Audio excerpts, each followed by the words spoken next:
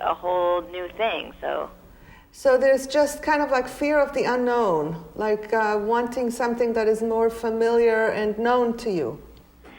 Yeah, exactly. I think there's that, and you sort of invest your time and energy in people, my patients, and then I would be leaving. Yeah, okay, so there's relationships that matter to you. Right.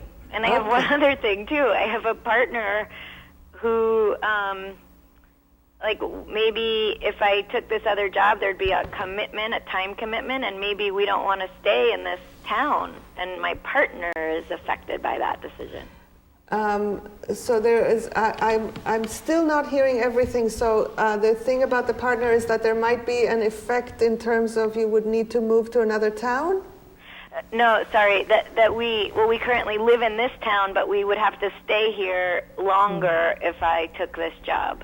Aha. So you want to have the flexibility to be able to leave, and in your current practice you have more flexibility.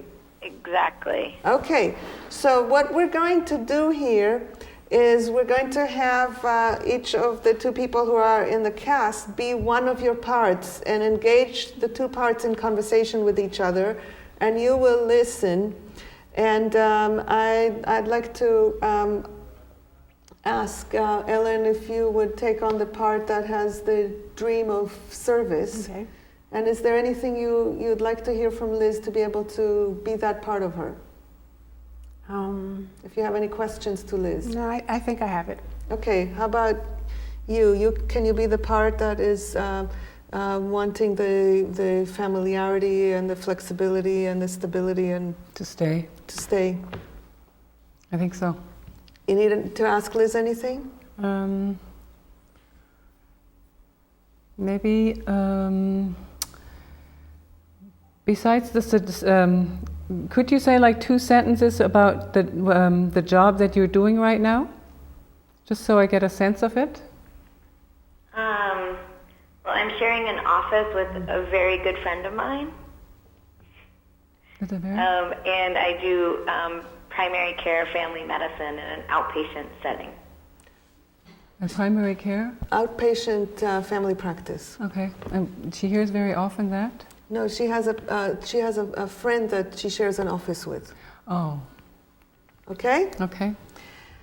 So, this is an opportunity to look at an inner conflict. Whenever there's an inner conflict, we can sometimes look at it as if there are two little people inside of us, one playing each part. And Liz, at the end of this, stay on the line, listen to us, and at the end, we'll come back to you and check in with you how it was and what you got from it.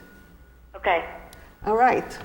So we're going to try to basically, the point of working out an inner conflict is to try to get inner integration. So we want to find a way to integrate both parts of ourselves so that there is a shared decision instead of trying to kind of like arm wrestle one part of us to be able to reach a decision. So the goal is for each of you to be able to hear, empathize, and integrate the needs of the other. Okay. So I have somehow a sense that the dream part is a little more tender. Mm-hmm. So how about let's let you express yourself first. Okay. And you hear what's important and integrate it into you. And then we'll go back and forth until there's some clarity that emerges. Okay. So I'll just talk as though I'm Liz. Wow, well there's this dream I've had for since I started medical school to really do this kind of work, to do hospice work. It just seems like it is just a good match for me, and it has so much meaning to be with people at the end of their life, and that it just seems like the quality of who I am and my values in medicine just fit so beautifully with that kind of work. The tenderness that it takes to be with people and the compassion and understanding. And it's just, I'm just blown away because I was imagining this maybe 5, 10, maybe even 15 years away, and now it's right in my lap, and I'm kind of ecstatic and then totally overwhelmed by the idea of doing it now. Mm-hmm. So what are you getting? What's important to this part? That you really want to live your vision. You want to make a difference in the world. And it touches something very deep inside of you. Yeah, and that it should appear to me now, without even a struggle. And it's almost like a surprise that it comes to you as a gift, and that you didn't have to do anything for it. It just falls into your lap. Yeah, and it kind of, point. It's just really touches me inside, because it's almost like that's why I want to do the work, because it feels so natural and meaningful, and that it should come to me in that way. But I'm like feeling so not prepared. So it's totally in the flow, and at the same time there's some anxiety because you don't quite know how to do it. And and my thinking and my expectation was it wasn't going to happen now. So it's sort of like, whoa, So now, part of what happens when we're trying to do this kind of inner dialogue is to open ourselves to be affected by what the other part says. Not just to understand it, but to really let it affect our own experience in the part that you are playing. And I'm wondering if that is happening for you. It is happening. So it feels like it fell in, and it's almost like it's penetrating my cells of wanting to stay with my community. It's really important to be with my patients and to do continue doing the kind of work I'm doing.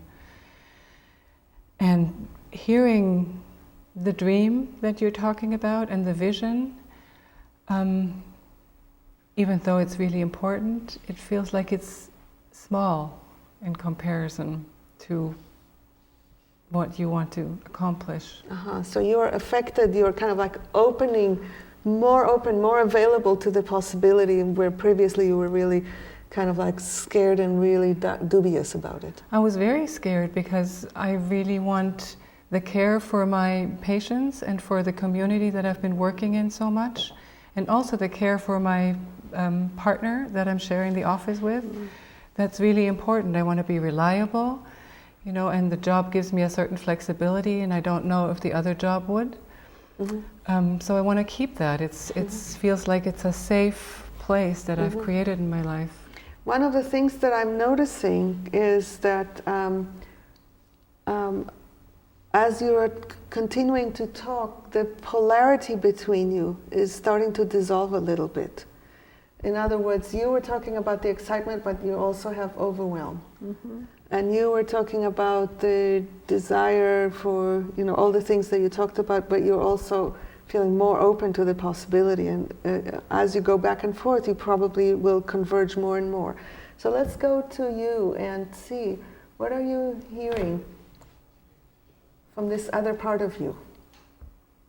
Well, that there's also, what I'm hearing is there's also great meaning in what you're doing now, and in the connection and the relationship.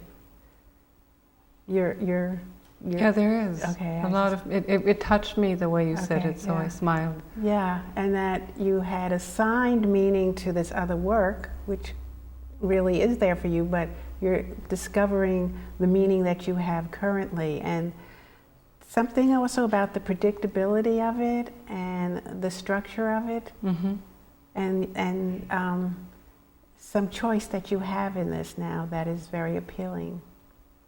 And I think the part that I didn't hear that's really important to me has to do with the patients. I really care about the patients and the reliability of being there, and also the reliability for my partner, working together and sharing. Right. So that the service that you're providing, regardless of it's hospice or the patients you have now, is really of utmost importance and value to you. Yeah, it is. And again, I want to ask you the same question.